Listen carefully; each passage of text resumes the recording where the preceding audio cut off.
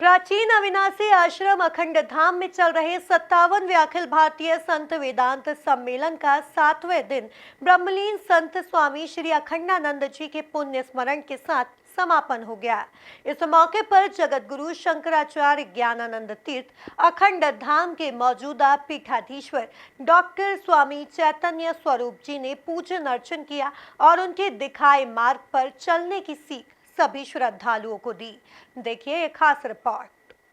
57वें अखिल भारतीय संत वेदांत सम्मेलन का शनिवार को समापन हो गया। समापन सत्र में ब्रह्मलीन संत स्वामी श्री अखंडानंद जी के पुण्य स्मरण के मौके पर उन्हें सभी संतों ने श्रद्धा सुमन अर्पित किए। इस मौके पर अखंड धाम के पीठाधीश्वर डॉक्टर स्वामी चैतन्य स्वरूप और जगत गुरु शंकराचार्य ज्ञानानंद तीर्थ ने अपने उद्बोधन में स्वामी अखंडानंद महाराज के दिखाए मार्ग पर चलने की सीख सभी संतों और श्रद्धालुओं को दी।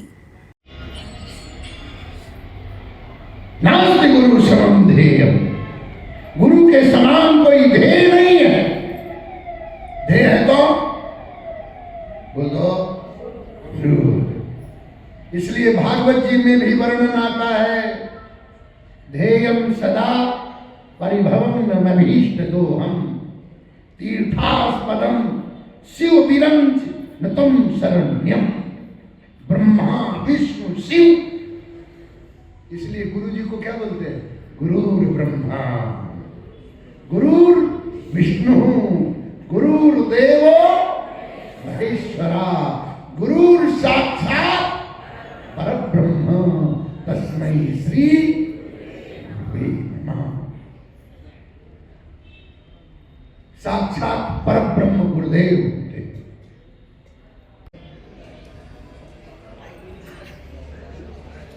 उनका जीवन एकदम त्याग में था।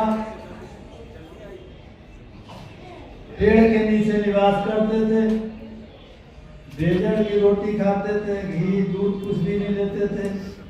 लेकिन इतनी ऊर्जा, इतनी तप की उनकी शक्ति थी, ऊर्जा थी कि कोई हाथ भी पकड़ ले तो छोड़ा।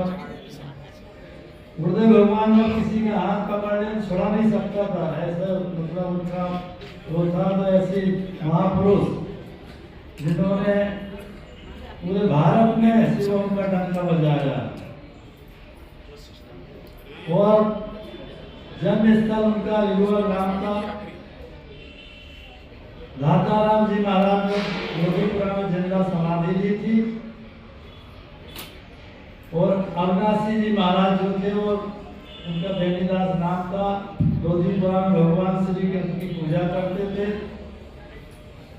तो दाताराम जी महाराज के पास अविनाशी जी महाराज हमेशा आते थे डेली।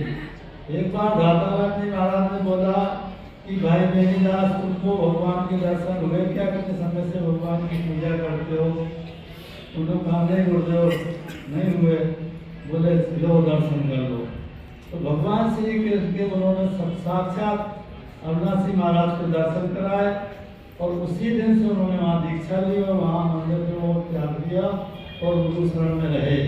अखिल भारतीय 57वें संत वेदांत सम्मेलन के समापन मौके पर आयोजन समिति की ओर से समाजजनों के नाम अपील जारी की गई, जिसमें कहा गया कि अब इस बड़े आयोजन से युवाओं को जुड़ना चाहिए। गुरु अखंडानंद जी की पुण्यतिथि है।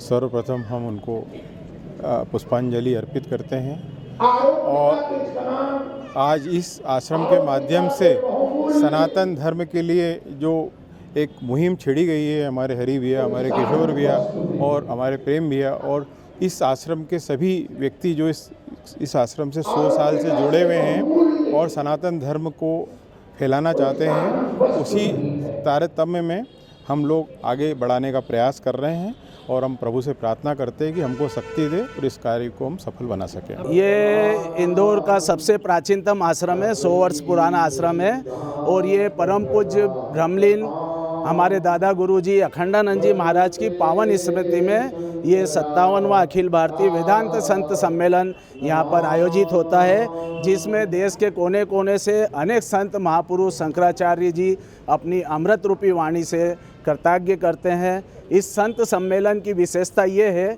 कि इसमें धर्म के साथ साथ हम सामाजिक सरोकार के नवाचार भी करते हैं, ताकि इस धर्म मंच से लोगों में जागरूकता है उसमें महिलाओं के लिए भी करते हैं, बच्चों के लिए भी करते हैं, बच्चियों के लिए भी करते हैं। और जो हमारा सनातन धर्म आज हजारों साल पुराना है और वो आज कहीं ना कहीं विमुक्त होता जा रहा है, बच्चों में संस्कारों की कमी होती जा रही है। तो हमारा ये प्रयास है कि इस मंच के माध्यम से लोगों में ऐसा संदेश जाए, आप लोगों के माध्यम से, प्रिंट मीडिया, इलेक्ट्रॉनिक मीडिया के माध्यम से जन जन तक की आवाज़ पहुँचे कि हमारे यहाँ जो धर्म संस्कृति संस्कार का जो विमुख होती जा रही है उसमें लोगों में जागरूकता आए, धर्म के प्रति चेतना आए और युवा पीढ़ी खास करके इस आयोजन से जुड़े।